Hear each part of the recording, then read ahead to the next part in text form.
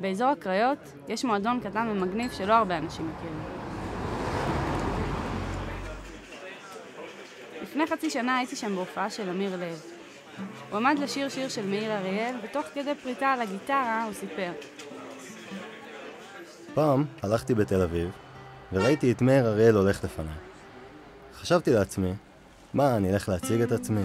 זה מאיר אריאל, אין לו מושג מי אני בכלל. אז המשכתי לעקוב אחריו. התחיל לרדת גשם, וכל האנשים ברחוב הסתתרו מתחת לגגות הבניינים. הוא המשיך ללכת כרגיל, ואני אחריו. באיזשהו שלב כבר לא היה לי נעים, אז הסתובבתי וחזרתי הביתה. אחרי שמאיר מת, הזמינו אותי לשיר בקיבוץ שלו בערב לזכרו.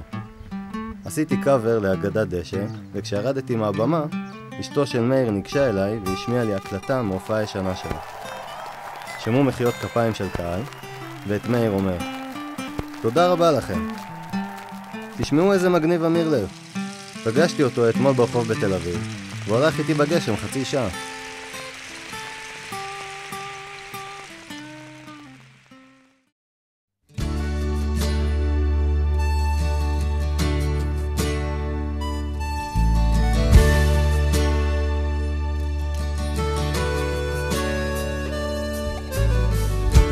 שוב אני מוצץ גבעול, מתחת גשר מת לנפול, כשמעלי העגלות בתנועה מתמדת. שוב אני